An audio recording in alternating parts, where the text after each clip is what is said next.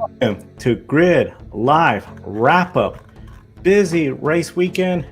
Kyle Larson dominating at Kansas.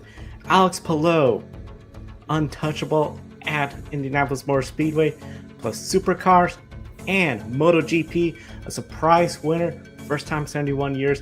A Frenchman wins the French Grand Prix. I'm Joe Sandiego. With me, we got Tanner Smith, the editor from Pittsburgh Press, and Kobe Lambeth from Grid Tonight. A big thank you to all our Patreon investors, Colin, Deshelle, Mark, Robin, David, and Matthew for investing in the Grid Network each and every month. You too can invest in the Grid Network. Link in the video description. Also, buy me a coffee, YouTube super chat. Greatly appreciated. And of course, share your opinions, questions with us in the chat room. Love to share them on the air, and follow us across social media at Grid Network TV. And don't forget to check out the website gridnetworktv.com as Matthew Bro is working on his article recapping the race at Kansas. Let's start with that, Tanner. Kansas, Kyle Larson start on the pole, one stage one, one stage two, and then he took the full race, 61 points, the perfect, just about the perfect race weekend. I'm trying to remember, did he get the fastest lap bonus for the He is the first driver to claim 61 points in a race by sweeping the stages and the fastest lap. So an impressive race, just about untouchable. Really, when there were two drivers that looked like they had something for him, Chase Elliott got around him, was leading, but then a slow pit stop took him out of the lead. Then, surprise, surprise, Brad Keselowski up to second place, past Kyle Larson, but then a blown tire took him out, ruined him. That race, that was such a tough break. If no luck, poor results, he might be in a must-win situation, Brad Keselowski. But for Kyle Larson, just about a near perfect race. The one weakness was the tire wear. We saw that towards the end of stage two, and towards the end of the race on the last lap, he slowed significantly. We saw Bell was coming, but just not enough time. Kyle Larson taking the win. Overall, he has to feel pretty good. He now claims a 35-point lead over William Byron in the driver's stands for the regular season championship, which of course brings valuable playoff points into the playoffs. We are now entering the All-Star break, but for Kyle Larson, he is now entering Indy 500 mode, getting ready for the greatest spectacle in all sports, the Indianapolis 500. Coming off this dominating perfect race weekend, how big was this win for Kyle Larson to feel like he's on top of everything in NASCAR, and now he just goes focus and enters the Indianapolis 500? It's definitely a good morale boost for not only Larson but that 5 team as a whole. I think that Larson kind of proved me wrong when I said in our pre-race show last night that being on pole doesn't really matter much, because he went out there and led 221 of 267 laps, which is a Kansas Speedway record, and made himself, or I should say wedged himself into good company in second on the all-time Kansas Speedway wins list. So, yeah, I think that to address the question about going into, Indy 500 preparations in a more full court press sense, I think that this will definitely be a good morale boost for Larson, especially because he has definitely kind of developed a reputation in the next gen era of kind of having like a checkers or wreckers mentality. And for him to be leading the points race by, the third waypoint through the season after 12 races, I think that says a lot to the consistent speed that the 5 team is bringing to the track, as well as Larson not losing so many races by taking himself completely out of them when he isn't having a good day. So it'll definitely be interesting to see how this translates to his runs with McLaren here coming up in the next few weeks. But you've definitely got to be encouraged if you're the 5 team and the 17 team. Conversely, it's not often that you have the points leader of a racing series go moonlight in another one. So this will be a pretty special thing that we'll see here in May. Month of May shaping up to be something special across motorsports. In the chat room, Denver, Kyle Larson could do the unthinkable and win the Indy 500 Coke 600 on the same day if weather and luck be on his side. That would be a massive. I mean, no words could describe such an accomplishment like that. It's never been done. I think for the longest time, we never thought winning both races could be done. We know Tony Stewart has completed all the miles, but when it, Kyle Larson, he could just focus on everything for the Indianapolis 500 now because he's on top of the world and he's going to have some top competition there in the Indy 500 with Joseph Newgarden going for 3 in a row and going for 3 consecutive wins this season. Alex Palou, the leader of the grid ranking. What a race. Plus all the Indy 500 drivers there. Kyle Larson in there. Do not miss that race. And of course, subscribe right here to the Grid Network so you don't miss any of our coverage of the preparation for the Indy 500. Going back to NASCAR, though, with Kyle Larson looking untouchable today. As I mentioned, Elliott looked like the potential spoiler. That pit road mistake took him out. He is still winless, but 4th in the driver standings overall behind Larson, Byron, and Bell. Of course, that's great and all. The win left you in the playoff, though, and of course, it doesn't appear we're going to run out of spots in the playoffs. I don't think we're going to get more than 16 different winners at this pace. So do you believe for Chase Elliott, can that team have another strong performance like at Charlotte and future races like they did today at Kansas? While I don't think it's out of the realm for Elliott to go out in the 600 and have a great day, I also recognize that last week in Texas, he was practically nowhere to be found, and he is the defending winner of that event, which was also an intermediate. Granted, as we discussed last week, Texas is not your traditional intermediate by any stretch, and Charlotte is a bit more traditional in the fact that both ends of the speedway are banked the same and banked all the way the same up to the wall. So there's no progressive banking at Charlotte. It's pretty straightforward.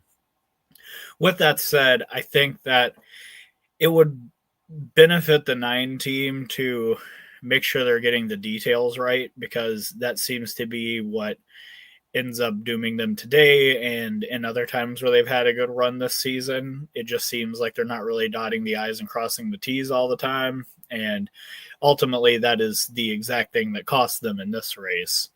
So yeah, if I was in Chase Elliott's shoes right now, I'd be wondering like what we need to do to get faster, what we need to do to have a smoother race, because it's just so devastating to have the lead and then you're in 15th because of a pit stop. So yeah, I think that the 9 team, if they can, kind of cross the T's and dot the I's a little bit better, they'll be in a lot better shape coming into the summer stretch here. And at Charlotte, where he's shown speed before, has technically won on the oval back in 2020 in that short 300-miler race that we had during the COVID complicated season. It ended up being full, but it's kind of complicated by the pandemic. I think that, he obviously has had several shots to win this race in the past and come close. So I wouldn't be surprised, especially with having Kyle Larson as his teammate to kind of feed data off of. I think that that'll definitely help the 9 team going into that event. But at the same time, they've gone over the year mark of not winning a race, and it seems that the winless streak continues to extend, and it doesn't seem like it's looking like it's going to slow down at any point soon. So that kind of concerns me for them. When it comes to Chase Elliott, as you mentioned, now over a year since his last win, Charlotte, I feel, might be that opportunity if he has that good race. But at the same time, I'm looking at the competition. It's going to be fierce with Kyle Larson again. Denny Hamlin, assuming, no issues. Denny Hamlin out early today. Christopher Bell. That car was just fast, but not fast enough for Kyle Larson. The competition is going to be hard and fierce. It's been great to see how he put himself in fourth, but overall, I think he's just maybe not one step behind. It this has to be a tough break, but overall, if he could enter Charlotte and I think just be up there in the top two, have a good race. It's a long 600-mile race, 4 stages. Discussed that in a different episode, but overall, potential is there. But like you said, I think we're getting up there now to we're just about at the halfway point of the regular season at Charlotte, so it's going to be fun to see what he could do. Today was not a fun day, I'll say. 2311, those Toyota drivers, we anticipate they're going to be up front. Denny Hamlin, clutch issues then led to the transmission just being wiped out, so he was gone. Bubba Wallace, up towards the front, penalty, goes towards the back, crashes out on the restart. Tyler Reddick just did not have the speed, little contact with the wall, nearly got spun out. Eventful day, and just did not have the pace for the leaders. Now, Bubba said in an interview after the race, they entered the race weekend feeling really good about this weekend since he had one dare. Tyler Reddick has one dare, but now they leave with nothing to show. Riley Herbst, of course, struggling. 27th, 2 laps down. If there was one bright spot, Corey Heim, top 13 position, 13th place in that 2311. Weird to say he was the top finishing 2311 driver of the race. So overall, does this late of the season, at least in the regular season, being winless, produce any changes in race approaches for 2311 organization? If I was in their position, no. To this point, they have, I believe, 2 drivers, if not in the top 10. They have them. Oh, no, they're both still in the top 10. So they have 2 drivers that are still firmly in the top 10 in points halfway through the regular season, essentially. And Charlotte has been a good track for 2311 traditionally. So if I were them, I would just keep bringing fast cars to the racetrack like they have been and just try to continue to execute. Clearly today you can debate on whether it was a, execution error or I don't know. I feel like what Bubba Wallace got dinged for today was kind of bull, to be completely frank. I feel like we see drivers constantly in the pits have their tire changer throw a tire and it kind of bleed over into the next stall, especially during caution periods. And it kind of felt odd, I'll just say. Kind of felt odd that Bubba received a penalty for what I perceived as a pretty routine, operation on pit road. So either way, I think that Bubba feeling good coming into the weekend, that's got to be encouraging going forward. And, Charlotte, as I mentioned, has been a strong track for them. I believe in 2023, they had double top 5s at the track with Reddick and Wallace. So I wouldn't be too concerned about them. One driver I noticed that didn't really get mentioned in here was for the Toyotas. Ty Gibbs was nowhere to be found today. And I don't really know why. I looked up at the scoreboard and saw his name 2 laps down randomly. I was just like, what happened to the 54? But knowing Fox and their broadcasting, of course, I never found out anything. So that'll just be something, I guess, it's left as a bit of a hanging chad on this weekend, is the Ty Gibbs subplot that we all missed. So as far as 2311 is concerned, I don't think that they need to be getting into a tailspin over anything just yet. There have been 3 multi-time winners to this point, and nobody has won yet that I would say is like a true underdog. I mean, Cindric has been a playoff contender twice now in the next gen era, and he obviously planted his flag by winning at Talladega. Josh Berry, though, at the time, it probably seemed like a bit of an outlier. He's shown week in and week out that he has the speed to contend in this series. So I can't really say that's a fluke at this point.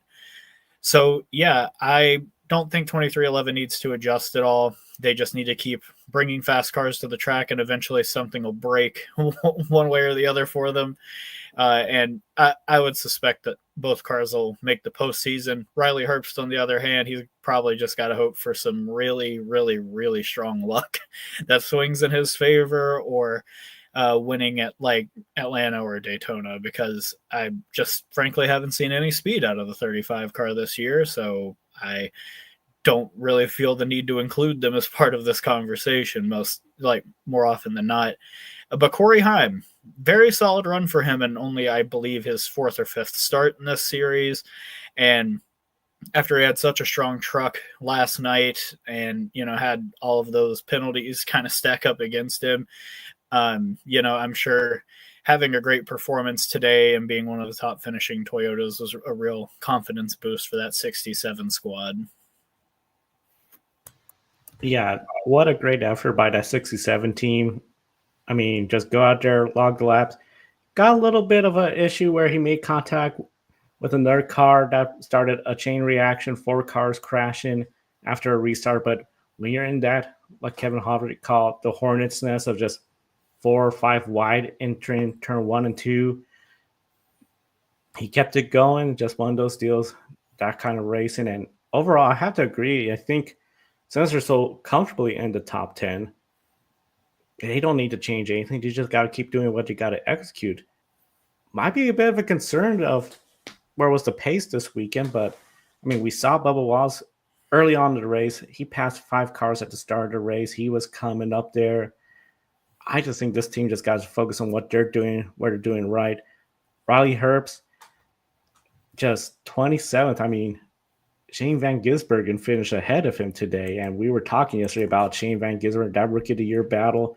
That's all going to closing up a little bit more. So it'll be interesting to see how that all produces changes, if any, in 2311. But I think overall, they're on the right path.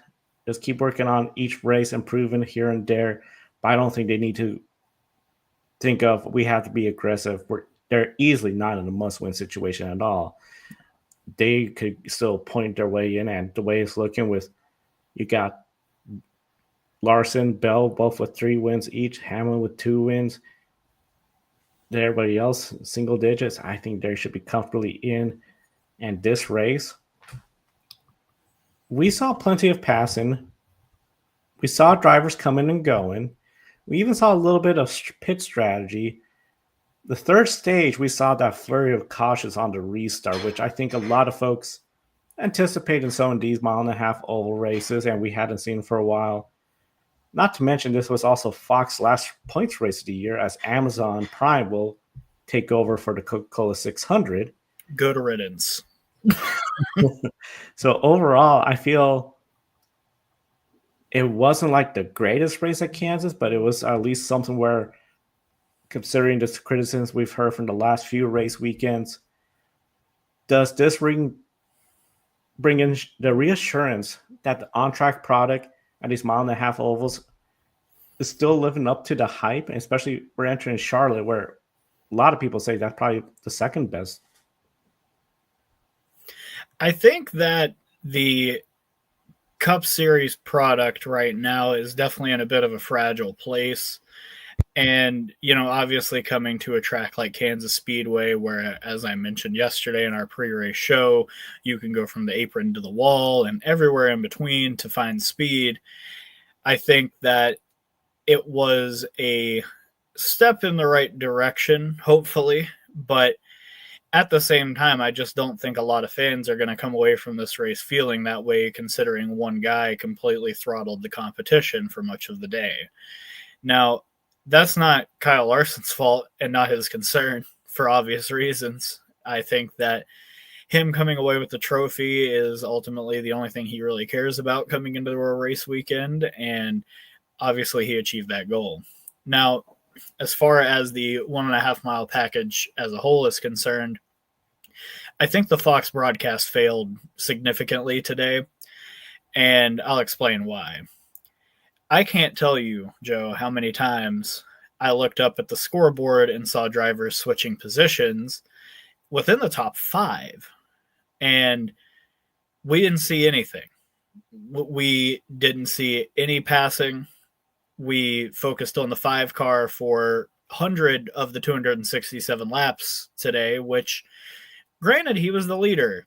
He does deserve to be talked about. I don't think anybody disagrees with that. But at a certain point, you got to start showing the other cars racing throughout the field. And Fox did an extremely poor job of showing that to the audience today. And it was a real shame because, especially in the last 50 laps where we had that extremely long run, we had a lot of comers and goers pop up, and we hardly saw any of it. Like, I'm so glad that we got some John Hunter Nemechek action as he started to mount his charge back towards the front through that final stage. Ended up in the top 10. That was a great storyline to kind of follow. But man, I can't tell you how many times I saw Ryan Blaney pass people on the scoreboard and not on the camera. So yeah, I think that a lot of fans are still probably going to come out of this race pretty jaded based on what we were allowed to see. But I'm sure someone like our colleague at the Gay Racing Podcast, Alex Anderson, who attended the race today, I'm sure he can attest that the racing was still probably just as good as it always is, but the coverage today was just so poor that I just don't think any fans at home are going to come away from this race with any sort of optimism unless they're a Kyle Larson fan.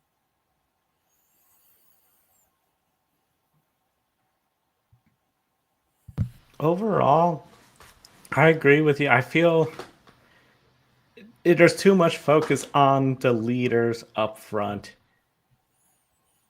and they miss out on the battles. Like, I would have really loved to see, as the passes occur, it seems like sometimes they're a little bit late too at catching some of those passes, and we get a glimpse of it as it's about to be done because they just realize it. Or worst case scenario, they go to commercial break, which those just annoy me. It's like, oh my goodness. Overall, I feel like the product, the one thing I'm curious about, if we're starting to see what used to be just how when this was brand new and everybody was on that level playing field, are we starting to now see to where Gibbs, Hendricks, they're finding the space to get away to unlevel the field? Because I feel overall Gibbs and Hendricks are the top 2, and then when you look at probably third, looking at third being Penske, and that's because they already got wins with Logano, Cindric, and then Barry. Barry, and Blaney has been fast, just no luck at times. Then I feel like it's quite a bit of a gap, really. Maybe 23XI will be that next team, but everybody else is then just winless, and I feel like it's still overall a pretty good product. We don't need, something where everybody's like a barn burner of a race every time. But I feel like if there's just something where we still get some good race, I think overall the fans will be happy. And just as part of the race product, I think the television product has to be just as good too, because I know Fox has been doing this since 2001, and I just feel like it is such a world difference if you look back at the 2001 season and look at what we get now as a product from them. And sometimes I just wonder, like, okay, I get it, NASCAR landed a big deal, so Fox, all the networks, okay, they're paying a lot of money. Ad revenue is how they're going to make money.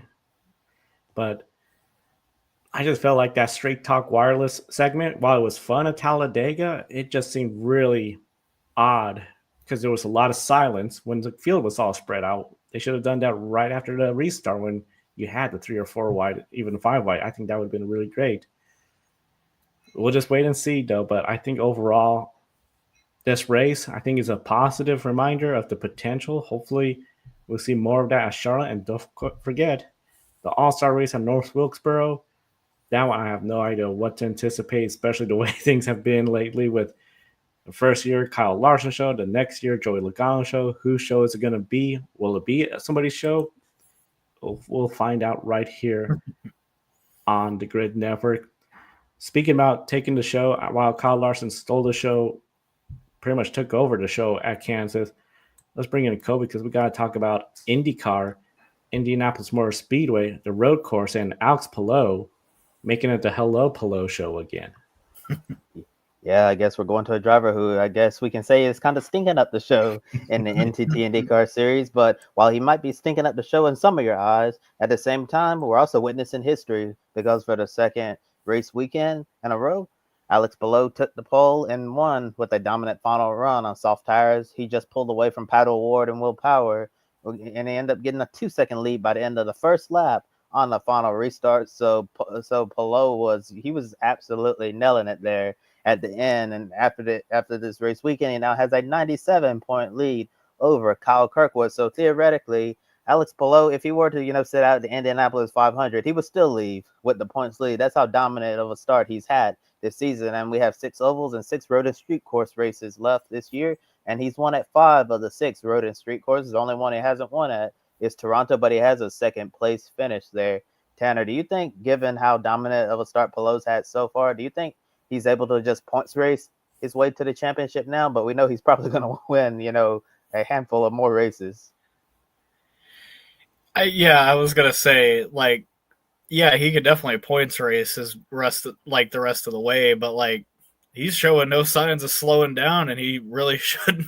So, I think that the 10 team right now is made out of titanium. They are completely unbreakable at this point, and it's going to be, a task for the rest of the field to try to catch up and figure out what they're doing to produce so much speed, because Scott Dixon is his teammate and can hardly qualify in the Fast Six. So I'm just kind of flabbergasted to, put it away that by Palou's speed to this point.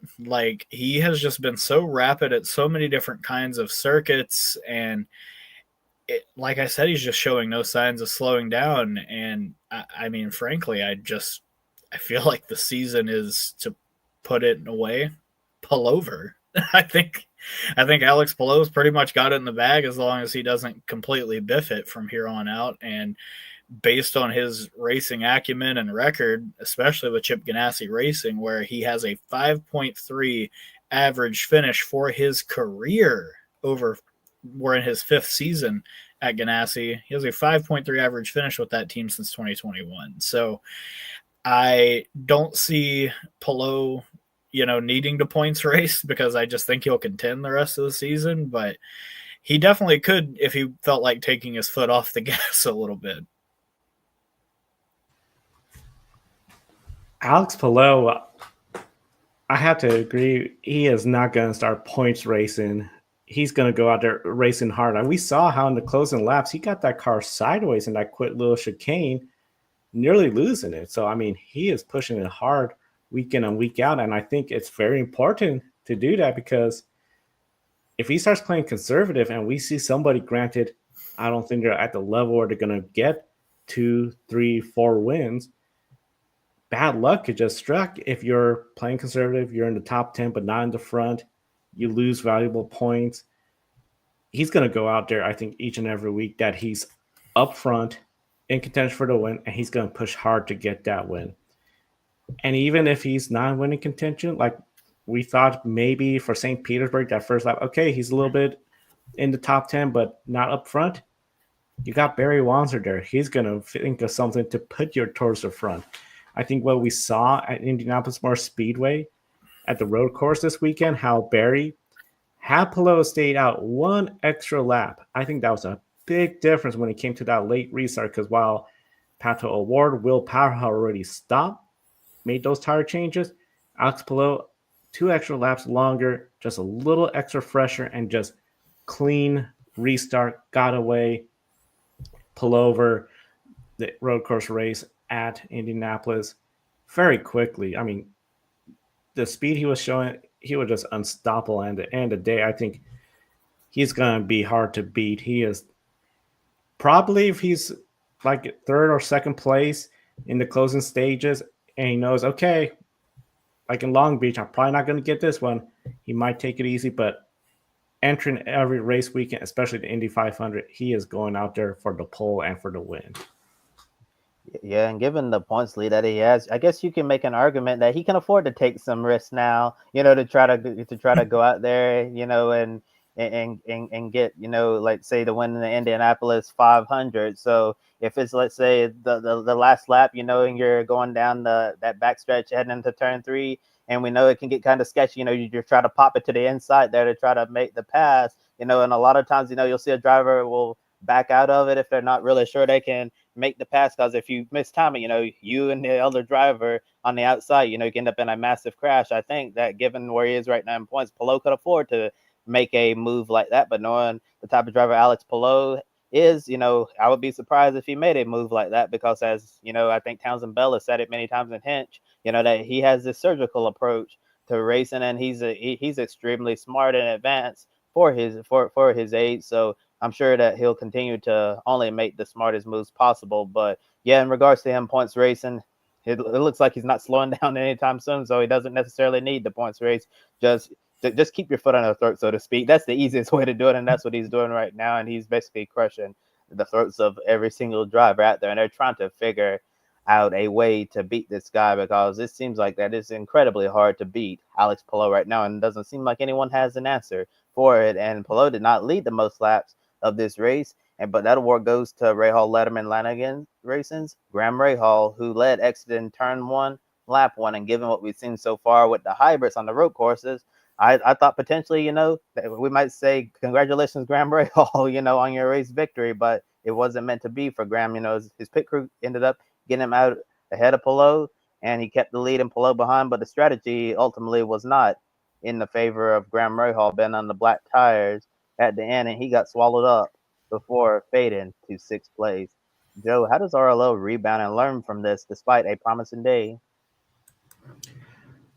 It's one of those things. I know in the pre-race show when it was me and Emily talking, I mentioned I felt their weakness will be the strategy aspect because they haven't been up towards the front. We know we had this different rule where they had to use each compound twice, so everyone was put into a 3-stop strategy. I think the idea they may have thought was, okay, we'll go ahead, try to get the big lead because we might see quick cautions early on in this race, have the black tires at the end when it's a much longer run. But it didn't work out like that. Unfortunately, it worked out pretty much the opposite. It was caution-free until David Malukas near the end had that. And then really, if you were on the red tires, you had now the advantage of just picking off drivers left and right, especially if they're on the black tires, like the Rahal Letterman Lanigan team. Overall, I think this is just something where as a team, they have to say, okay, in the past, we've been doing strategies to just try to get that next position. Now we've got to start thinking about getting those strategy positions to get the race win. If you could do that, granted, they still need work. This is one of their best tracks, so it wasn't too big of a surprise they were up front. But unfortunately, Indianapolis Motor Speedway, the oval, it's been a little bit of a curse for them lately. The road course is up ahead. Maybe Middle High might be a potential opportunity for them. It's an uphill battle. This was a huge missed opportunity. And I think at the end of the day, they have to not let this demoralize them, because this is the kind of race where it could easily demoralize them. And next thing you know, they struggle at the Indy 500. They need to do the opposite. They need to talk about, okay, what are we going to learn from this race weekend? How are we going to apply that to the next one? And let's keep some positive momentum for the Indianapolis 500. The big goal, get all your cars in the race.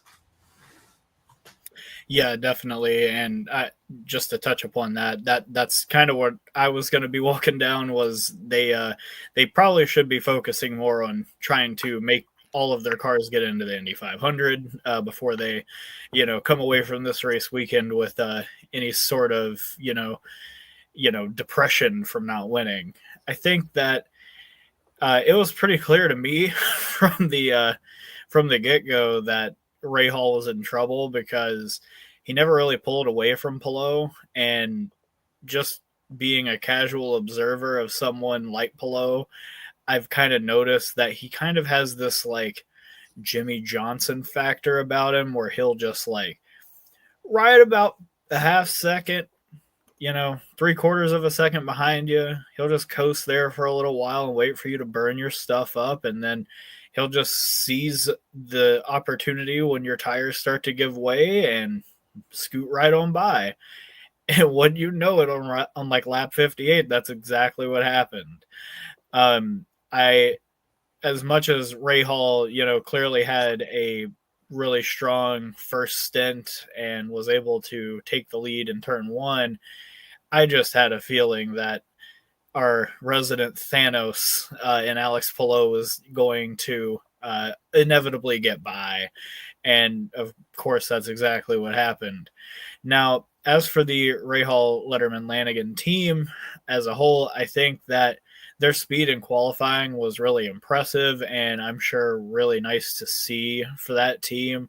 I know that they've kind of struggled over these past few years to find speed practically anywhere, so it was a really good thing to see out of that team. I think that hopefully they can kind of carry that and some of the principles of the setup that they had, they can carry that over to other race weekends. But we're kind of reaching that point of the schedule where, as Kobe mentioned, we have 6 ovals and 6 road courses and street courses left.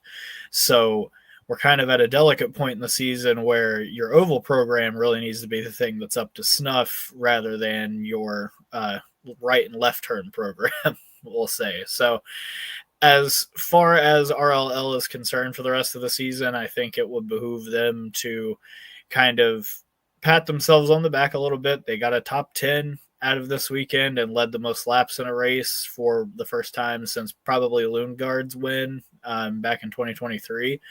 So they definitely need to pat themselves on the back and kind of take this as like a moral victory, even if the sting of defeat is still pretty prominent. But yeah, I think that right now what they really need to do is really bear down and focus on the Indy Oval and get all of their cars into the race, because they've kind of been on the chopping block most of the last few years, with Rahal officially missing the race 2 seasons ago and having to buy his way into the field after another driver got injured. So yeah, I think that it would behoove them to not let this sting too long and focus on getting into the race next week.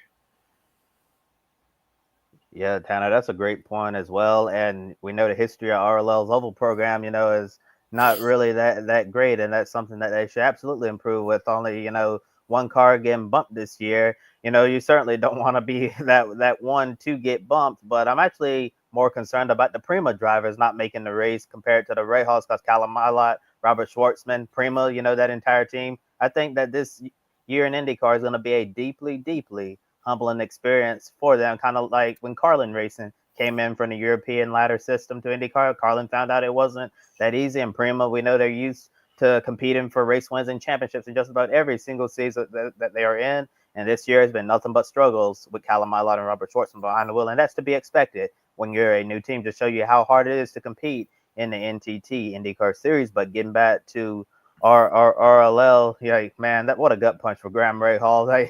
This was probably his best opportunity to win in quite some time now. And honestly, I thought, given what we've seen with the hybrid system in the road and street courses so far, I thought, that even though Graham was not on a favorable strategy, as you said, Tanner, I thought that potentially maybe if he had that clean air, that could potentially help him out, because Palou was really, really fast, but it seemed like once he got close to Graham that he got stuck, in the dirty air, and there was nothing he could do. I thought maybe dirty air would play a factor in Graham Rahal, and then once Alex Palou, got around, he said bye-bye. Just show you how much Graham Rahal was actually slowing up all of the drivers behind him, because Palou absolutely put the pedal to the metal after that. And Nathan Brown actually shared an interesting stat. While Graham Rahal was leading, he said, to put into perspective how desperate Graham Rahal was to try to win that race, since the year 1946. So during the very, very early days, there has not been an IndyCar driver who's had more than a 100 race winless streak, and then ended up in victory lane again and entering the race yesterday. Graham Rahal's streak was 128, now 129 races since his last victory. So if history tells us anything, Graham Rahal has probably won his last ever race in the NTT IndyCar Series, and that was back in 2017 on the streets of Belle Isle. And 2017 was a long time ago. I remember that was the year I graduated high school, and I've been out of college for 4 years now, so it's been a long time since Graham Rahal has reached the top step of an IndyCar podium. And I do understand why he would feel deeply frustrated by what happened yesterday, because that's the first time he's had a real legitimate chance of winning in a very long time, and we still have a lot of season to go, a lot of racing left in IndyCar, and we'll see if he can try to replicate that performance and finally get that race victory that's eluded him since 2017. And now looking at the second place driver in the standings, this is actually changed for the fifth consecutive race. Kyle Kirkwood reclaimed it from Christian Lundgaard, the top 9 in the points mathematically. He can take second in points after the Indy 500. And while the battle for second is close, none have the consistency to stay in second. They're so very inconsistent unless your name is Alex Palou. Kyle Kirkwood only has 1 podium, his win at Long Beach. Lundgaard has 3 podiums, but a 16th place finish at the Indy Road Course this weekend. Pato O'Ward only has 2 podiums on the course. Alex Palou has a 100% podium finish rate, and his worst finish is second place.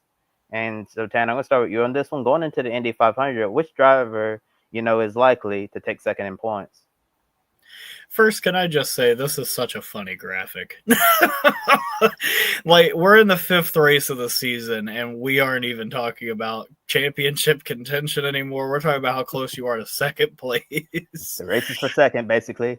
Yeah, exactly. As far as who I think at the end of Indianapolis will possibly be in the second spot, I have to lean towards Pato O'Ward, because I think he's going to win. Yes, I'm stating it here first, right now. 2 weeks before the race, Pato O'Ward will be your 2025 Indy 500 champion. And it's a long time coming for him. He has been really strong here each of the last 3 years, had a chance to win in all 3 of those seasons, has 2 podium finishes in that time, both runner-ups, and probably would have had a really strong finish in 2023 had Marcus Ericsson not pinched him into the grass entering turn 3 with 8 laps to go. So, with all that said, I think that Pato O'Ward has kind of been gradually ramping up his performance this season, and I think that going to Indy where he's had so much success and speed in the past, especially passing cars, I think that skill set he has will lend very well to 2 Sundays from now. And I have a feeling he'll be second in points, and we can only hope that it'll provide a shot in the arm to all the Chevrolet drivers out there to hopefully galvanize that manufacturer and get them a win, because I'll be frank, the Chevys have not taken to the hybrid anywhere near as well as the Honda drivers have this season, and the results pretty much show that, with all 5 wins thus far being taken by Honda. So yeah, I definitely think Pato O'Ward will be second in points as we leave Indianapolis for the oval race, the big show here in 2 weeks, and it'll be because he won. Pato O'Ward, I think, easily has to be one of the heavy favorites for the Indianapolis 500. And overall, I think this is such a competitive Indy 500 field in general. One driver that sticks out to me is Scott McLaughlin. Pole sitter, just could not seem to get that car to have the long run speed, was not a contender towards the end of the race. I think he could be a potential second place person. Hasn't gotten second place yet. It's interesting. Kyle Kirkwood is sort of the first driver to repeat second place after he got it from Long Beach and now this race weekend. But McLaughlin at 14 points back, it could totally happen. The big thing, of course, Pato O'Ward, he could finish second. He would be bummed to finish second at the Indy 500 again.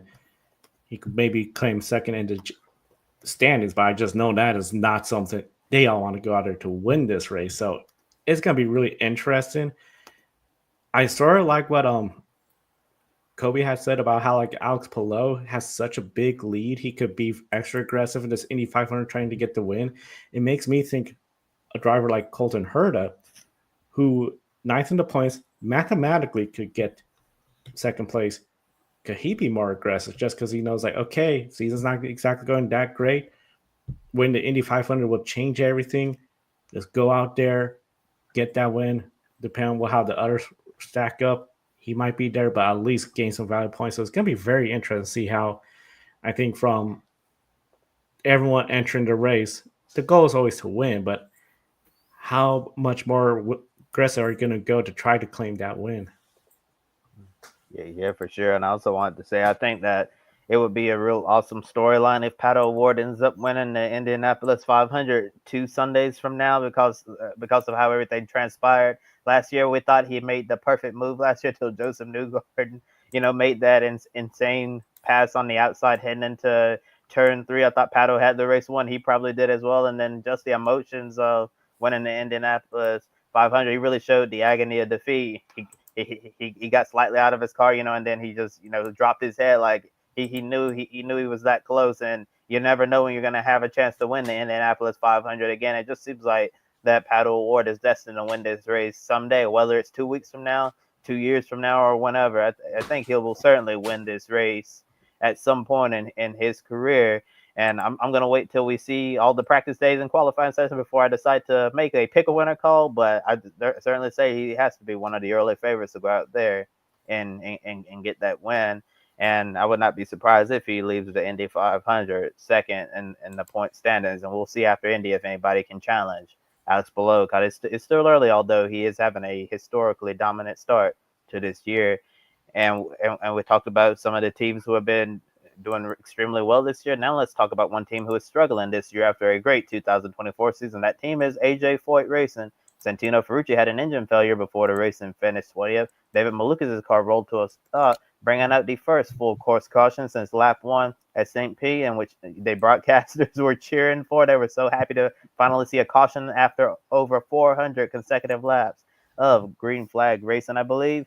And neither driver, Malukas or Ferrucci, have a top 10 finish this year. And just last year at Portland, it seemed like things were on the up for AJ Foyt Racing because Santino Ferrucci won the pole for the Grand Prix of Portland.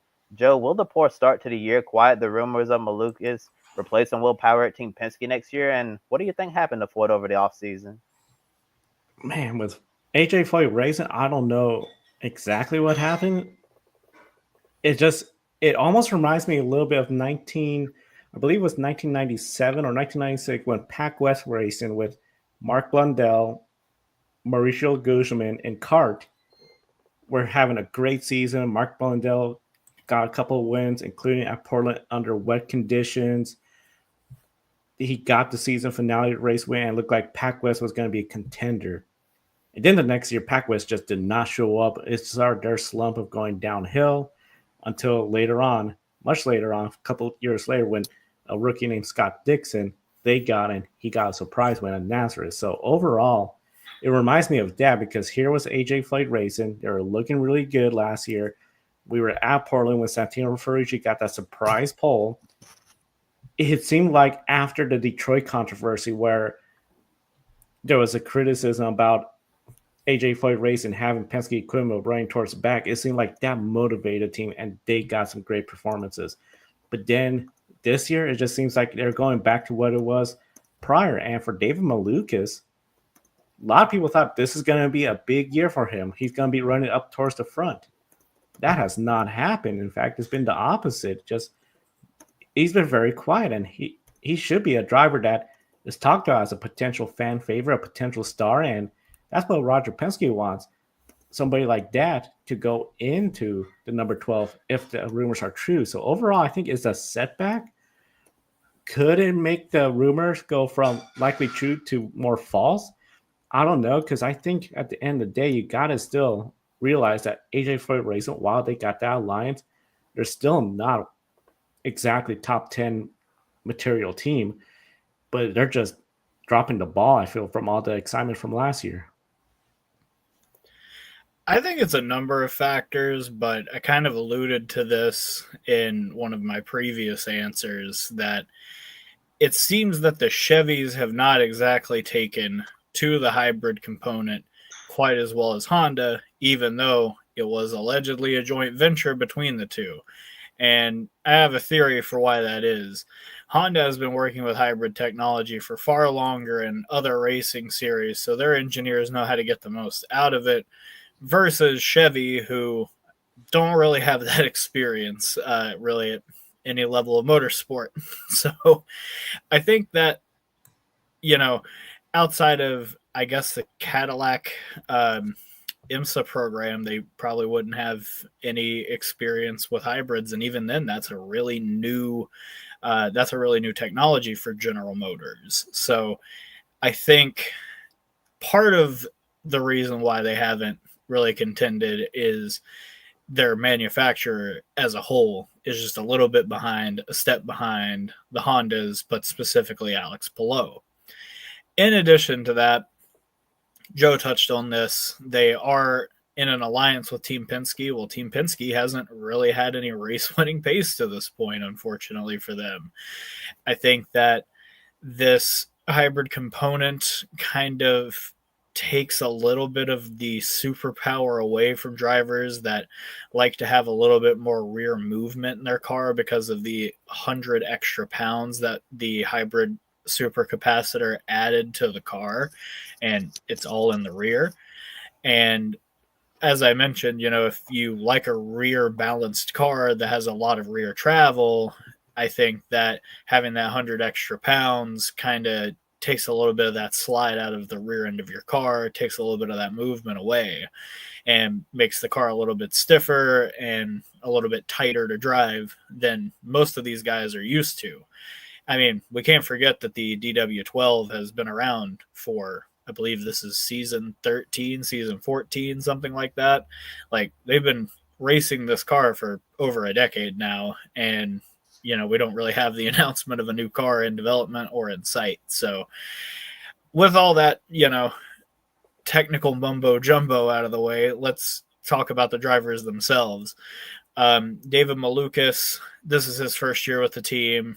I had higher expectations for him than not getting any top 10s to this point in the season, but at the same time, he's coming into a new team, a completely different manufacturer than he's used to driving for prior to this. Though he had a contract with McLaren to drive a Chevy last year, he has done most of his work to this point with Honda. And I just think that transition is not going to be as easy for everybody, especially a young driver who's trying to ingratiate themselves in a new race team. On top of that, Ferrucci has been a very, and I kind of use this terminology with Kyle Larson, but he's a bit of a checkers or wreckers type of driver, and doesn't, unfortunately for him, have any checkers to his name to this point in his career, and ultimately kind of looks like a dart without feathers oftentimes. And not only that, you have a car that with a hybrid component, especially at road and street courses, makes everything even harder when you're trying to pass somebody. So even if you do have pace, you have struggles even trying to catch the car ahead of you and keeping pace with them.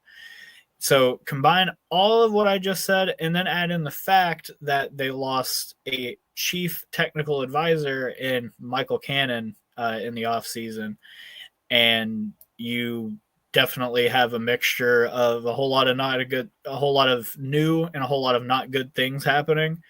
So yeah, I just think that with all of the turnover at AJ Foyt, as well as just the Chevy's relationship with the hybrid and just how each of their drivers maybe likes to race, probably like a little bit more rear movement in their car that they just can't get out of it with the hybrid component now. I just think that they're struggling to adjust a little bit, but it'll definitely be something to monitor with them throughout the rest of the season to see if they can start finding some speed and, pick up the pace a little bit. But right now it's looking pretty dire, I'm not going to lie.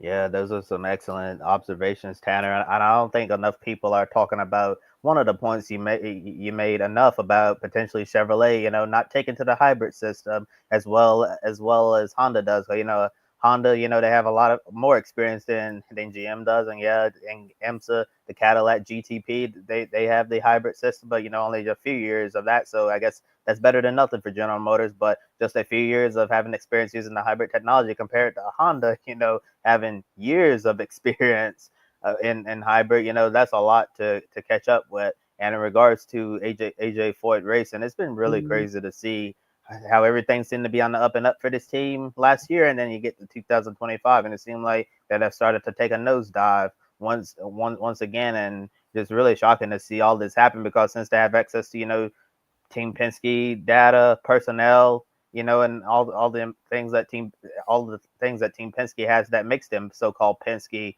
perfect, and then for the Penske satellite or development team, as you want to call it, AJ Foyt Racing, for them to have this poor form to start off the year, I think dire is definitely the right word. I want to see how they look this week in practice, in qualifying for the Indy 500. No, last year, Santino had quite a rocket ship.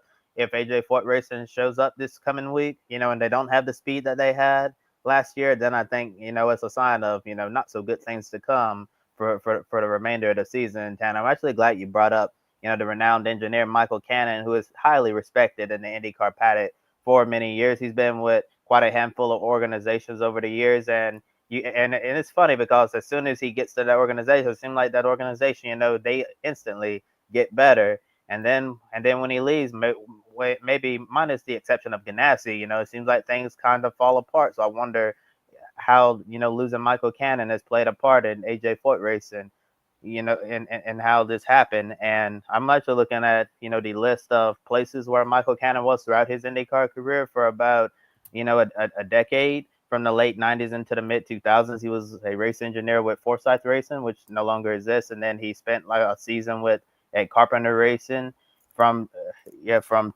December 2011 to September 2012. And then he spent less than a year at Andretti, and then he spent almost 7 years with Del Corn Racing, followed by over 3 years with Ganassi, and then AJ Foyt Racing for 2 years, and then he was with Prima for 2 months, which was a really strange departure. And now we'll see what his next move is in the future. I'm sure any team would be really happy to have this guy here, and it seems like AJ Foyt Racing is really struggling without this guy. And David Malukas, I think if he was like overachieving in this car to start off here, maybe the rumors would be really loud right now. You remember at the start of St. Pete, even on the Fox broadcast, they were talking about, Will Power basically driving for his IndyCar life right now, and how there were rumors that the contract that David Malukas signed wasn't a contract with AJ Foyt Racing, that it was a contract with Team Penske to be the eventual successor to Will Power. And since Will Power's continued to do Will Power things, so that despite him getting up there in age, he's still at the top of his game, and Malukas struggling. Have you noticed as the race weekends have gone on, the rumors of Malukas replacing Power have gone quieter and quieter, and that might be a good sign for Will Power for at least the next 1 or 2 years to come. And that's not to say, David Malukas, can't work his way into a top seed at some point. I mean, he was on a top seed, he just never got to race in it, with Aaron McLaren. I do wonder how Malukas would have performed at Aaron McLaren in that 6 car if he hadn't have, injured his wrist there. But yeah, there's still time for AJ Foyt Racing to turn things around, and we'll have to wait and see how the month of May goes. I know that Indianapolis 500, if you don't perform anywhere else, this is the one racetrack you have to perform at, especially since your boss is AJ Foyt, because this place means so much to him, and you want to try to bring AJ an Indy 500 victory here on Memorial Day weekend. And if we don't have anything else to add on IndyCar, I believe we'll add on to the Sports Car Championship. Yes, IMSA competition, a thrilling finish at Laguna Seca. There was a 3-way battle for the overall win in the closing minutes. Both prototypes from Porsche Penske Motorsports, Matthew Jaminet in the number 6 and Nick Tandy in the number 7. Of course, Nick Tandy, part of the co-leaders with the grid endurance performance index. Pole sitter Dries Van Zoor in the number 24 BMW from Rahal Letterman Lanigan. GTP frontrunners had battle between GTD and prototype lap traffic, which slowed down Jaminet and allowed Tandy and Van Zoor to close the gap. Both Porsche and the BMW all had legitimate shots at getting the victory, but Tandy copped the lap traffic at the most unfortunate time of the track, allowing Jaminet to pull away and put the number 6 in victory lane alongside co-driver Matt Campbell. This ended the number 7 Porsche 3-race winning streak, so that means there's going to be a shakeup in the Grid Endurance Performance Index, most very likely. They're settled for second place at Laguna Seca, so it'll be interesting to see how this standings shakes out. But on the final lap, last corner, Tandy made contact with Vandoor, and that sent him off course. Of course, the car was able to get going again, and this gave the gap to the others.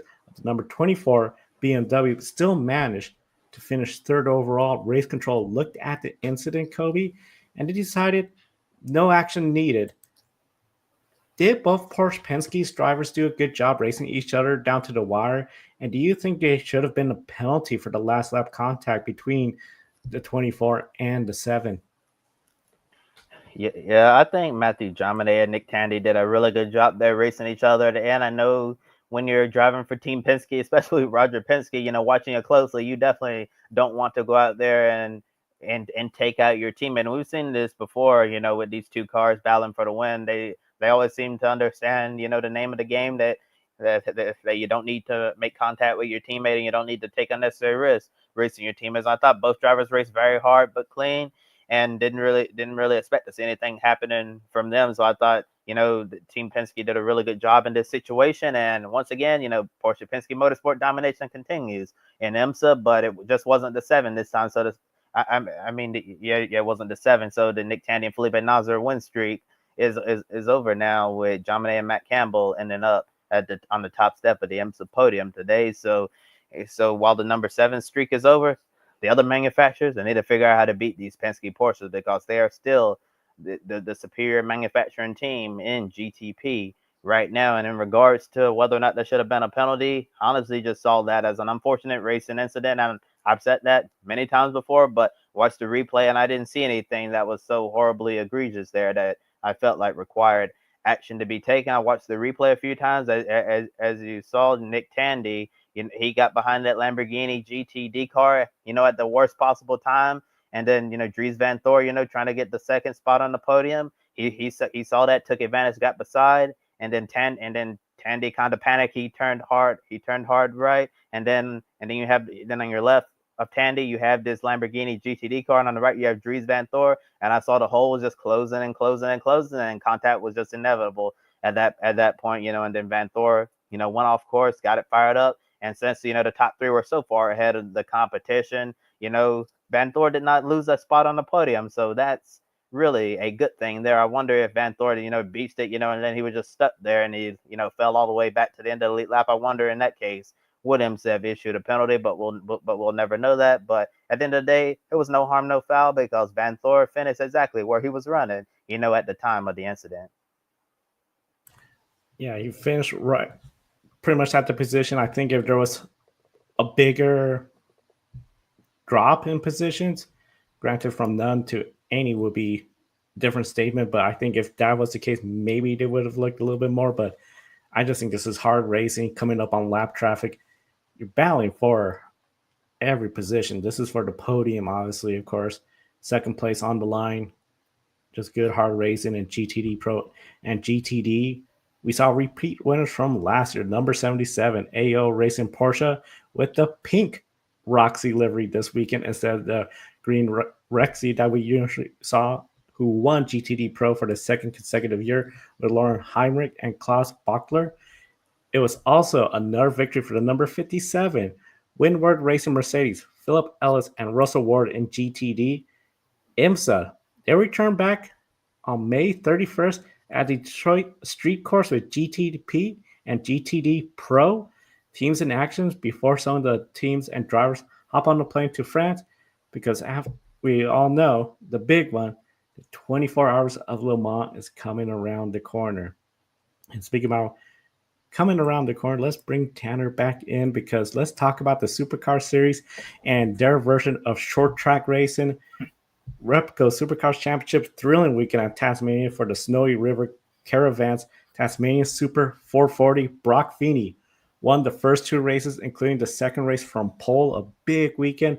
But it was that third race, Feeney came up short to Matt Payne by 0.055. Side by side at the line. What an amazing finish for Matt Payne to to get that win. So while he missed out on the sweep, Feeney, he took the points lead from his teammate Will Brown. He now has a 33-point lead over Will Brown, which in Supercar Series, 300 points on the line each weekend, that is very small. The top 7 drivers in the points could leave the championship after the next round, so potential for any of those drivers. And this is going to be exciting for everyone at the next race because it's at Perth, the Super 440. Tanner, can Feeney bring this kind of level that we saw this weekend to Perth against, of course, the contenders of Brown, Payne, Waters, and Mostert, just to name a few? Yeah, so I think based on the kind of circuit that Perth is, that the Chevys are probably going to have an inherent advantage considering how many straights there are. Obviously, there will be hard braking zones and things like that that'll, perhaps cause some shakeups. But as we've seen to this point, the Chevys have pretty rapid straight line speed. And as a result, I feel like that kind of gives them the leg up in a race weekend where we're going to have a lot of straights and a lot of long straights at that. Not only that, I mean, Brock Feeney, what a weekend he had. First and second. Coming into the season, I thought Will Brown would definitely be, going hard for a, repeat of his title from last season, but it just seems that Brock Feeney seems to be keeping himself in the title battle just as well as Brown is at this point. And I have been really impressed by Feeney's improvement in performance this year. I think that, obviously he only lost by a half of a tenth to Matt Payne last night, and he, clearly has a lot of pace at most of the tracks that we've been at and is limiting his mistakes, which I think is something that his competitors are not really doing a whole lot of right now. So, yeah, I think that Feeney will probably be someone to look out for, likely a contender during the next weekend with Perth coming up on the schedule. But I really can't count out any of the Chevy drivers at the moment because, like I said, they've definitely got the pace on the straights that the Fords just haven't really been able to keep up with. Yeah, it's been really nice to see how much Brock Feeney has grown in the last few seasons and in his very young supercars career now. And it really seems like he's taken that step forward and quite a bounce back weekend for him. Because remember the last race weekend in Taupo, him and Will Brown were honestly nowhere to be seen at all. We're wondering what happened to the Triple Eight Red Bull Ampol Racing because they literally went to New Zealand and they did not show up at all. Now, it was the first time in a long time we went through an entire supercars race weekend. We didn't have at least one Red Bull sponsored car on a podium in any of the races. So that was a complete disappointment for the organization. So I think with Brock Feeney, big bounce back weekend in Tasmania at this track, and it just shows Brock Feeney is starting to become that guy where he can go out there and win almost any single race on a given weekend. That he's just a extremely talented driver, and I think that looking at the championship points, it's still pretty much wide open right now. But when you think they're going to be a reset at the end of the regular season, I know they haven't really talked about it a lot on the Supercars broadcast, but let's remember that this is the first year we have a playoff system in Supercars. So technically, we're going to have 10 drivers who are going to be right in the thick of this championship battle. So we're going to have the points reset at the end of the regular season, and we'll see where things go. But despite the new playoffs format or finals, that's what they're calling in Supercars, I still think Brock Feeney is showing that he can be one of the main drivers to beat. Although competitions this year in Supercars seems to be way up with more parity compared to what we've seen in recent years, instead of having just, let's say, one, maybe two drivers just running away with the whole thing. Yeah, in the past we've seen Shane Van Gisbergen and Scott McLaughlin run away with it. Now we're not seeing that, and we're going to reset it all for the finals over in the Supercar Series. I see a comment in the chat room from Denver. I'm hearing that Kyle Larson is rumored to sign with Premier Racing for Adelaide Grand Finale. Long GM asking SVG to help him learn the Adelaide Street course. we've been hearing these rumors. I mean, I'll believe of it when course, I see it.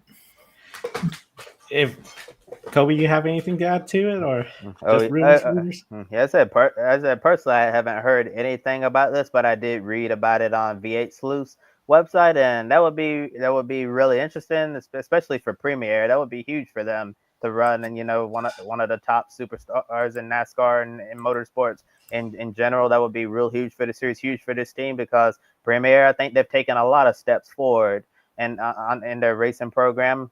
Saw a lot of good speed from James Golden and also Richie Stanaway in the final race of the weekend. That if this were to happen, whether it's Kyle Larson or another driver in a wild card, I think that they would be put in a situation where they can go out there and compete. I don't know if it's race winning equipment or anything like that, but at least go out there, and give a good show. It would be really fun to see someone go the other way. I know in the last year, couple of years or so, we've gotten used to seeing supercars drivers come over to race in NASCAR. And I think it would be fun to see one of NASCAR's top guys go over there in supercars and see how they can get along over there against their drivers, because, obviously completely different form of racing. Very different form of racing, but it will be something exciting just to see, of course, what a lot of folks say as one of the best drivers out there, Kyle Larson in Supercar Series. And of course, Supercar Series, great track racing. Adelaide, a great circuit. That would be a lot of fun. Speaking about a lot of fun, let's switch over to MotoGP where everyone in France is having a lot of fun because they got a pretty much a hero celebration going on right there. And it might still be raining. Yeah, Joe, is that rain from the skies or raining tears of joy? Because it was quite the scene earlier today in France. And let's start off with something that was not a surprise, and that was the sprint race at the Le Mans Bugatti circuit. Marc Marquez now has 6 consecutive sprint race wins to kick off the year, but in the French Grand Prix, plenty of surprises with whether than riders switching the slicks. The pole sitter, Yamaha's Fabio Quartararo, crashed out as the rain returned, and everyone switched to wets, but the rider on wets, Johann Zarco, inherited the lead and took an emotional win. Only his second career win in MotoGP, Zarco became the first French rider to win MotoGP's French Grand Prix in 71 years. So it's been a long time since French MotoGP fans have seen a French rider win, their race on the schedule. Pecco Bagnaia crashed out on lap 1. Alex Marquez also crashed out, and Marc Marquez took second place. Mark ended up reclaiming the points lead and holds a 22-point advantage over his brother, who did not have, the best points day, obviously. And he's also 51 points ahead of Pecco Bagnaia. Joe, how big was this win for Zarco and LCR Honda in such a dramatic fashion? This is probably, one of the biggest shock results we've seen in quite some time in MotoGP, because I'm pretty sure nobody would have picked Zarco and pick a winner. Yeah, nobody picked Zarco and pick a winner. I mean, let's be honest. With Zarco, he has entering this weekend, he had 1 career win. So he wasn't exactly on top of everyone's list, especially with Fabio Quartararo grabbing the pole. Very likely a lot of people would just pick him because, oh, that would be great for him to get it. Well, he crashed out. Zarco, I think this is where his strength is.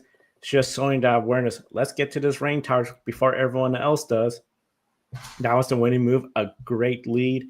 And to go out there on a Honda, which we know the struggles Honda has been facing. And in fact, this is the LCR Honda, not even the Honda factory team going out there getting that win.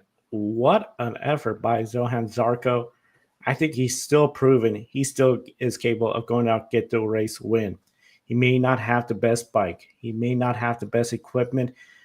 People may underestimate his rideability skills, but at the end of the day, I feel he showed how he is aware of a racer to go out there, see the surroundings, make a call, make that decision to come in, get those tires changed, and go out there, get the race win. And that celebration, Kobe, was something else. Just seeing him, he does a backflip after a victory in front of the home country crowd, tears of joy, as you said, as it's raining.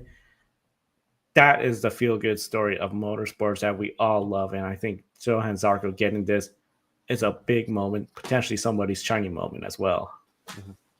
Yes, I have a feeling that might be one of your shining moments, Joe. So I will not take that one away from you. But yeah, I would definitely, huge victory for Zarco, huge win for Honda. And I have to say, nobody probably expected to see a Honda win in a single MotoGP race this year. And for him to go out and win on that Honda, definitely a special moment. To do it in front of your home crowd makes it even more special of a moment. And yeah, if this was a straightforward race, in dry conditions, I have a feeling we wouldn't have this feel good story.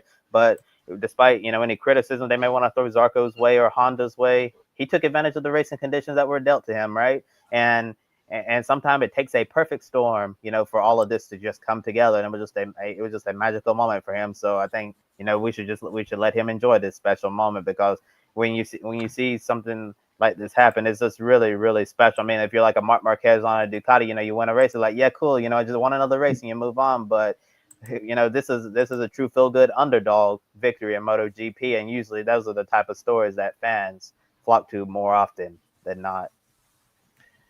Yeah, such a feel-good story. Looking forward to the next MotoGP race weekend. And of course, MotoGP part of the grid ranking. So let's bring Tanner back in as we look at the grid ranking for week number 6. And once again, Alex Palou leads. No surprise there. He is doing a historical run that hasn't been seen in IndyCar in quite some time. The last time someone in IndyCar had this great of a start was AJ Foyt in 1964. And here's the thing. AJ Foyt was 29 years old when he had that season. Alex Palou right now is 28 years old. And this is modern day IndyCar, where we know how IndyCar now, almost everyone has very similar equipment. Known as one of the most competitive series on the globe. We anticipate dominance in F1 like Max Verstappen 2023. Sometimes in supercars when you have Shane Van Gisbergen and Scott McLaughlin. World Rally, Sebastian Ogier, very dominant. But in IndyCar, where before Palou clinched that championship in 2023 at Portland, that championship came down to the final race for 17 consecutive years, not utilizing a playoff or a chase format. But yeah, I feel sometimes people discredit IndyCar when they compare it to F1, and then they overshadow IndyCar when they compare it to NASCAR. So Tanner, I got to start with you. Does Alex Palou belong in the conversation of some of the world's best drivers like a Max Verstappen and a Kyle Larson, and among the best in IndyCar? I actually don't think there needs to be a conversation at all. I think that Alex Palou has shown us enough over the past 5 seasons to take that mantle as the best in the world. Not only has this man gone out and 3 out of 5 seasons, 3 out of 4 really, he won championships in his first season with a new team at just, I believe, 23 years of age back in 2021. I guess he would have been 24 upon reflection, but regardless, at such a young age, having so much success. Obviously, the 2022 season seemed to have been a bit, we'll say, disrupted by his lawsuit and contractual dispute that he had with his car owner of the time, Chip Ganassi, and his supposed car owner of the future in McLaren, that ultimately ended with the contract with McLaren being completely dissolved and him just staying with Chip Ganassi Racing and IndyCar. Now, I think that the one thing Palou really hasn't done in his discipline is win on an oval track, but you got to think at this rate, that's coming. And he's put on great performances before at Indianapolis. In fact, I believe one of the last 2 years, he had an incident on pit road and basically had to come from all the way in the back, all the way back up to the top 10 and the top 5. And, being able to set up and make those kinds of passes at Indianapolis and make those kind of, make that kind of progress throughout that race is extremely difficult and no easy task. So I think that once he gets that oval win under his wing, he'll be in great shape. But I just think that not only have we seen him excel at the IndyCar level in a rate that we've genuinely never seen in any of our lifetimes here at the Grid Network, we also see that he is an extremely talented driver in IMSA when he's piloting a prototype. He has multiple wins in that discipline as well. And the guy's only 28. He's my age, as I mentioned last night on our NASCAR pre-race show. The guy is only my age, and he's got a lot of tread left on his tires and seems to be plenty hungry for more fried chicken dinners in his future. So I really wouldn't be too surprised if we start talking about this guy in the same way that we talk about Mario Andretti, AJ Foyt, Scott Dixon, and guys like that. He is truly like a one of one in his generation of drivers, and frankly I feel like if he was still with McLaren in some form of fashion, he might be in a Formula One car and doing what Oscar Piastri is doing in Formula One right now. He is clearly far and away one of the most talented drivers on earth, and frankly I think there's not really a conversation to be had between Larson and Verstappen, who, though they're very talented, do have significant flaws in how they race and kind of their demeanor. Whereas Alex Palou, you look at him, and we had the 2023 season where he didn't finish any worse than 8th in any single race. Like, that's just an unparalleled level of clinical precision that we just don't see from Max Verstappen and Kyle Larson for, whatever reason that is. So I just think the consistency and the just ruthless pace that he shows, I just don't think there's anyone on his level right now.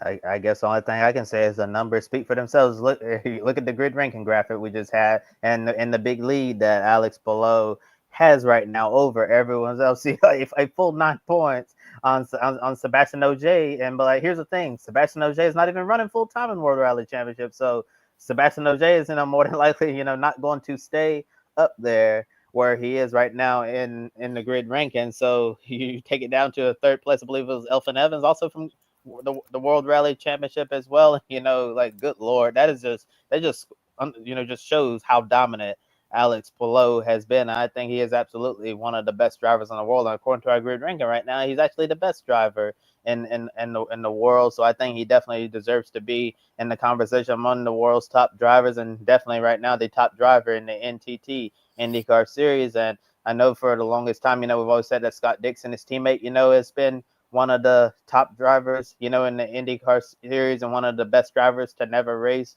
in Formula One. Alex Palou is on a historic trajectory right now. I believe Palou, if he keeps doing what he's doing right now, keeps his level of dominance, for a handful of more seasons, we might possibly say that Alex Palou will be on a pace to be better than Scott Dixon, is as a race car driver. And maybe he'll get 7 championships, maybe he'll get more, and stand at the top, of the IndyCar Mount Rushmore. But yeah, Alex Palou is definitely getting, into all-time territory here when we talk about all of the great drivers who have raced in IndyCar. So like Alex Palou, he could retire at the end of the season. He was, instantly be a retired legend of IndyCar. It's just amazing what he's done so far in his career. And the scary part is, not even 30 years old yet. And drivers don't typically hit their prime, until they're, let's say, 30, 35, 36, into the early 40s before they fall off. And look at, the Scott Dixons and the Will Powers of the world right now, in their mid 40s, gonna be in their 50s in the next several years or so, and they're still competing at a high level. So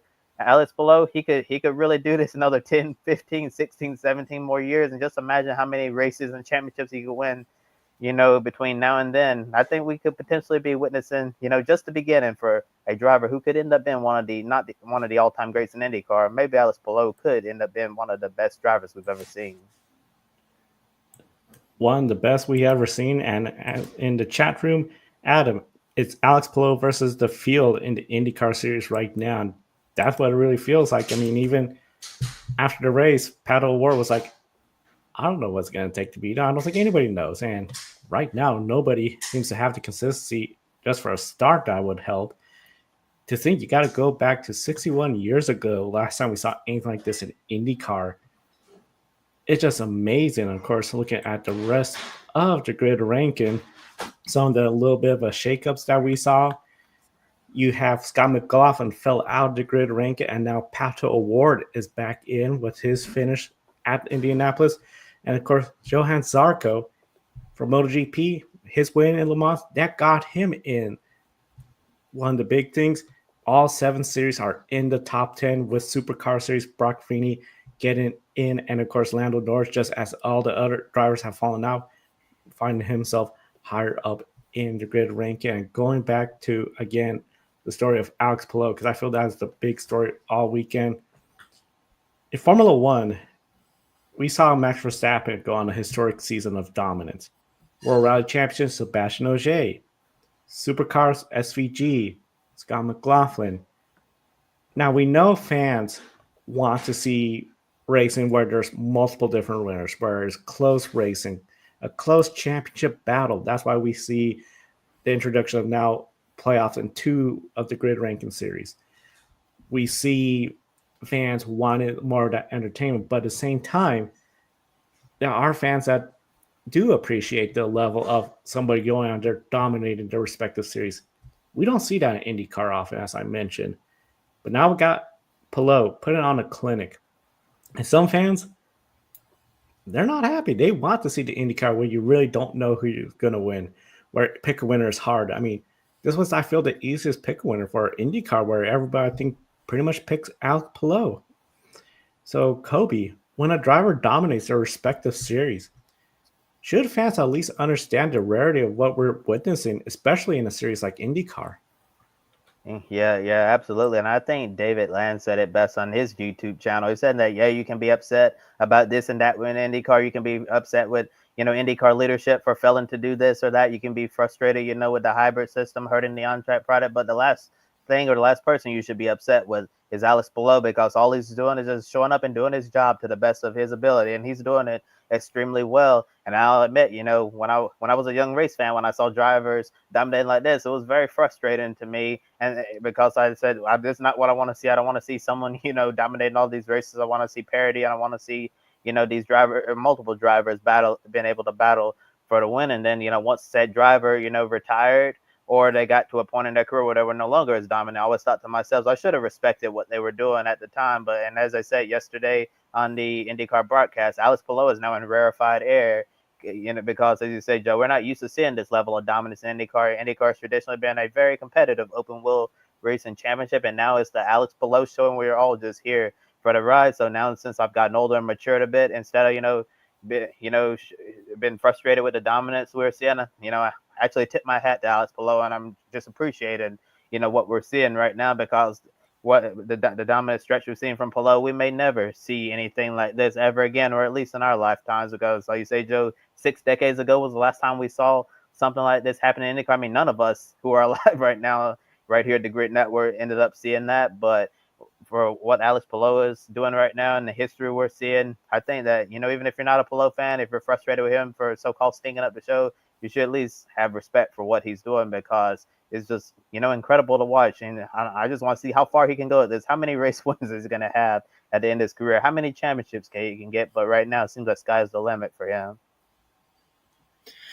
To touch on something Kobe mentioned, I do think that when I look back upon my life as a race fan, and specifically as at one point in time in my life a Kevin Harvick fan, it was really hard to divorce myself from, my personal fandom and inclinations to kind of appreciate what was happening all the time. And I'm specifically thinking about the fact that during Kevin Harvick's 3 calendar year gap between wins between 2007 and 2010, I was a very miserable little middle schooler, because I wanted to see my driver win, and all I saw was the 48 car piloted by Jimmie Johnson come across the line and take checkered flags, and ultimately 5 consecutive championships.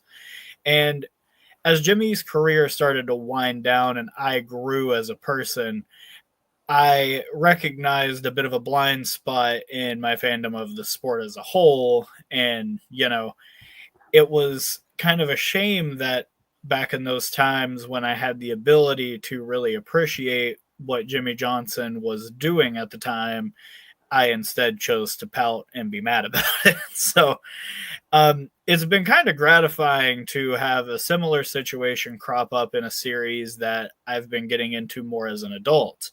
And that's the NTT IndyCar series. And seeing someone like Palou kind of rise from the basement of the series, we'll say, driving around for Dale Coyne, getting that surprise podium in Road America, and eventually rising to the Chip Ganassi ride that he currently pilots today. It's been an insane journey to witness, and I'm really glad that, since I don't really have like too strong a fandom for any one driver in that sport, I've been able to truly appreciate this run that Palou has gone on to this point. And I say all of this to say that I feel like for a lot of fans, many of them are a fan of a particular driver. And if your driver isn't winning or running well, you're probably going to let that affect your view of how a race or how a season looks. And I really can't fault fans for that because, again, it's, natural, I feel, when you become a fan of something. Like, if you are a fan of, say, the Tennessee Titans, I don't think you enjoyed the 2024 NFL season. If you're a Santino Ferrucci fan, I don't think you have enjoyed the first 5 races of the 2025 NTT IndyCar season. And I really can't say I blame you, because when you have such, personal connections with drivers and teams, inevitably you tie those feelings to how you feel about the events that you're watching. And because of that, you begin to develop a bit of an animus for the people that are winning so often. So I just think that it's human for fans to feel this way, but I will say that there's no shame in, your driver not performing one weekend or another and seeing somebody do something we've never seen before. I think that fans would develop a more healthy relationship with the sports that they indulge upon if they simply kind of took their personal blinders off a little bit and tried to watch the race from a bit more of an objective perspective. But I also understand that not everybody is really engineered in such a way that they're able to do that. So while I think that, it's hard to pull your intrinsic connections to certain drivers away to kind of view the race in an objective sense, I really can't fault fans for that, because I was once the same way, and I don't really know exactly what flipped and made me change my mind, but I just think that my relationship with motorsports has definitely improved since I started watching races in a more objective sense, and I think it would help other fans try to, enjoy the sports better if they did it the same way that I did. Yeah, anytime you got sports and there's a team, I know in other professional sports they call it dynasty. Kansas It just City, means both Chiefs, the Chiefs, the Patriots, Golden State Warriors. Golden State Warriors. I can understand if you're just like, okay, we're the little Portland Trailblazers. We're getting tired of these teams. But part of the thing, and in motorsports the same way, and especially in motorsports like the Indy 500, there's going to be 32 losers and only one driver is going to win. It's so intense, the competition level. And at the end of the day, the dominance we're seeing from Alex Palou, something that this is what the grid ranking does. Recognize drivers are dominating their series and rank them among some of the other best in the world.